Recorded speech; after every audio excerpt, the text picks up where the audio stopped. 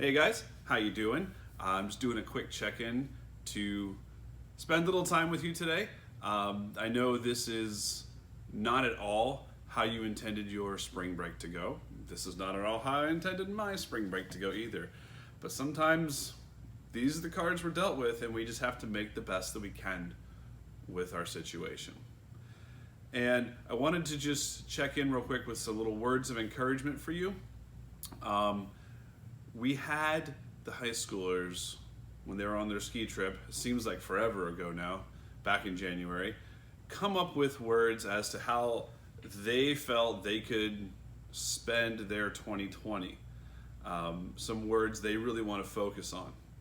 And I want to spend a little time today with you to talk about three of those words that three of our students chose. Not sure which ones they were. However, they're really good words. So the first word I want to talk about is tranquility. Tranquility, that sense of peace, that sense of calm. Sometimes right now that can elude us because as much as we're forced to stay at home, we live in an information age. In an information age, you could get whatever news you want whenever you want it. And unfortunately, a lot of that news is really bad right now. And so you need to take a little time during this period and put your phone down. Turn the news off if you're watching it. Turn the computer off. Spend some time and relax. Find a little calm, find a little peace. Because what you can do when you find that calm, that peace, you can start to allow a little space in your life for God to settle in. Because the really, really true source of tranquility that we can find in this world is through God's love. The second word I want to talk about is choice. One of the major excuses for people not pursuing God's word is, I don't have time to read the Bible. Well, guess what? Right now, you have a lot of time. I have a lot of time. There's a lot of time. And you need to make a choice to make it a priority. One of the ways that I've tried to provide for you guys during this time is by the creation of a Discord channel that some of you are involved in. For the rest of you who are not in the Discord channel, please reach out to me and I'll send you an invite because the more the merrier. But I've provided you with a way to have a choice every day, a daily Bible reading, and a space to, if you want, even chat about it. Because the more time that we make the choice to spend in God's word, what actually happens is that tranquility can come along with that choice. And the last word that I want to talk about is relationships.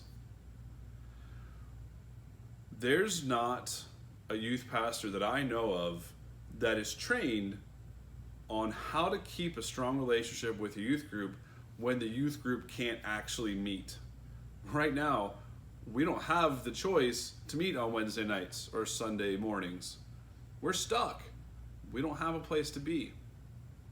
We can keep in relationship through text, but that's not the same.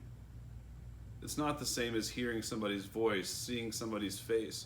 So we need to work really hard right now on maintaining relationships that we've already established. Or maybe even creating relationships with somebody that maybe they're not as willing to talk to you in person, but they're more than willing to chat online with you.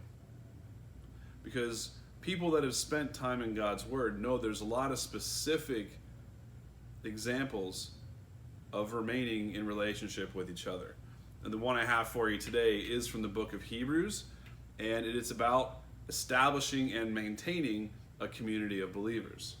And it's from Hebrews chapter 10, verses 24 through 25. It says, and let us not consider, we're going to have to edit that one out. Hebrews 10, 24 through 25. And let us consider how we may spur one another on towards love and good deeds, not giving up on meeting together, as some are in the habit of doing, but encouraging one another, and all the more as you see the day approaching. There's so much to be said about having a positive relationship with somebody who's a fellow believer, because you know it's somebody who you can talk to about things. Somebody will hopefully be making choices that'll keep you guys on the same path.